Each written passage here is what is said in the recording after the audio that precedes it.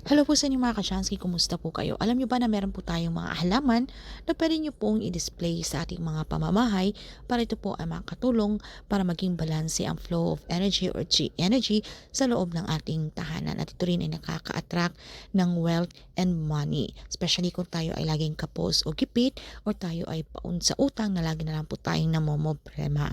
So pwede po natin i-display ito sa ating pamamahay, lalo na kung malakas na yung ating paniniwala, tayo po ay positibo ay kung ano man po yung ating hinihiling na swerte na yan. Especially kung alam natin na deserve po natin yan. So, ito po ay mangyayari. So ito po mga plants or halaman na ito ay makakatulong, isang kapayo inspirasyon para tayo po ay lapitan ng swerte na yan. So, una na riyan mga ka-Chansky ay yung money tree. So, sa pangalan pala mga ka-Chansky, alam na natin na ito talaga ay malakas mag-attract ng swerte sa usaping pananalapi.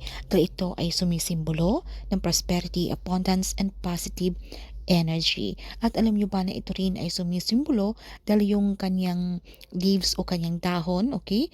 Yung kanyang 5 dahon mga ka-Chansky ay sumisimbolo ito ng sa pungsoy ng wood, water, earth, fire, and metal. Okay? Ito ay sinasabi para magiging balanse ang daloy ng energy sa ating pamamahay.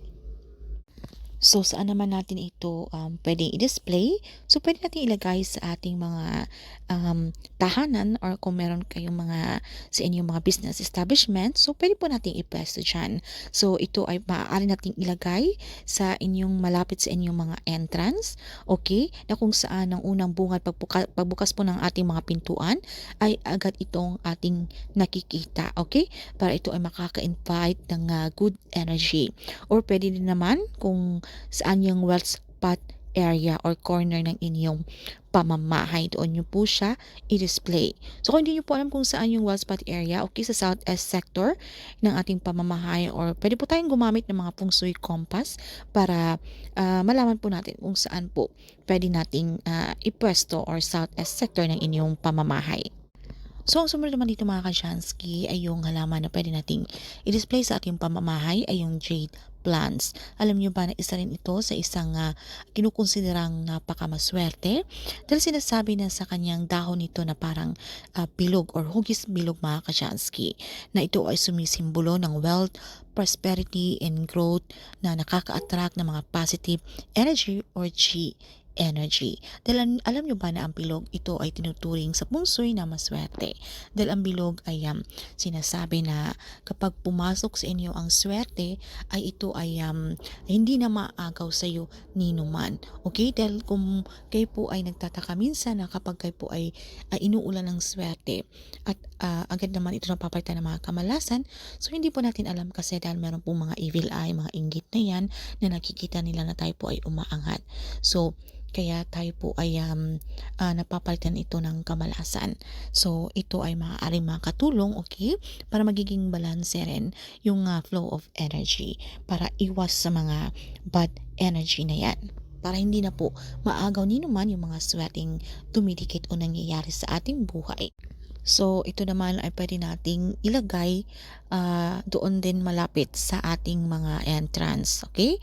Sa inyong mga front door na sa pagbukas din natin na parang wini-welcome natin yung prosperity and success. At pwede din natin itong ilagay mga ka-Chansky sa southwest sector or wealth spot area ng inyong pamamahay, okay? Para ma-activate ang energy dito. So, ang panghuli natin mga ka-Chansky na pwede nating ilagay sa ating pamamahay ay ang lucky bamboo. So, isa rin ito sa sinasabing napakamaswerte nito mga ka-Chansky dahil ito ay nagre-represent ng growth, lakas or strength at harmony o pagkakaisa. So, ito ay makakatulong para magkakaroon ng peace especially po sa ating loob ng pamamahay na lagi na lamang pong merong kaguluhan o pag-aaway, okay, ng mga miyembro ng pamilya. So ito ay nakakapagbalanse ng flow of energy. So mainam din ito mga ka-Chansky sa mga negosyante na ito ay makakapagbigay ng success o yung sa flow of money, okay, na para magiging magaan ang daloy ng pananalapi sa ating tahanan, okay, para tuloy-tuloy lamang po ang pagpasok ng swerte. At ganun din sa iba nating mga halaman na ating nabanggit ay pwede din natin itong ilagay sa southeast o corner ng ating pamamahay dahil ito po ay nagpo-promote ng good health din, okay? And attract wealth. At konting trivia lamang po na ito pong Lucky Bamboo ay isa rin ito na yung benepisyo nito ay nakakatulong para matanggal yung mga toxin, okay, sa paligid. Okay, ito rin ay sinasabing air purification. Okay, nakakatulong ito sa um, mga toxin na mga air o mga polluted air sa ating mga paligid.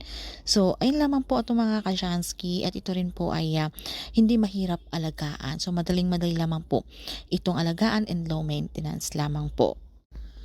So, ayun lamang po mga ka-Jansky. So, pwede kayong maglagay kahit isa nito sa inyong pamamahay at pwede natin i-display kung saan yung wall spot area. Okay?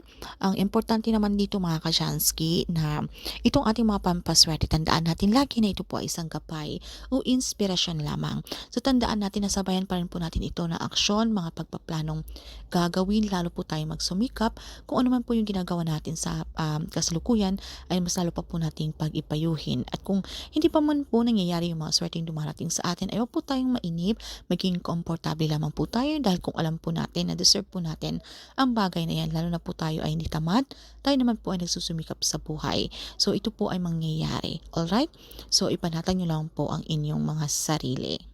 At syempre din ang pinaka-importante sa lahat, yung mga pamilya o bawat membro ng pamilya sa loob ng tahanan ay tayo po ay nagkakaintindihan, nagkakaisa at tayo po ay nagmamahalan, nagtutulungan. Dahil kahit anuman po mga problema o unos na dumarating sa ating buhay, ay madali lamang po nating masolusyonan. Okay? Dahil tayo po ay nagkakaisa, tayo po ay nagtutulungan. So iwasan po natin na tayo po ay nagsisigawan, nag-aaway, okay? Dahil ito po ay nakaka-attract ng bad energy or negative energy. So yun lang naman po mga ka-Shanskit. Maraming salamat sa inyong walang sawang pagsuporta dito sa ating channel. See you again on our next one.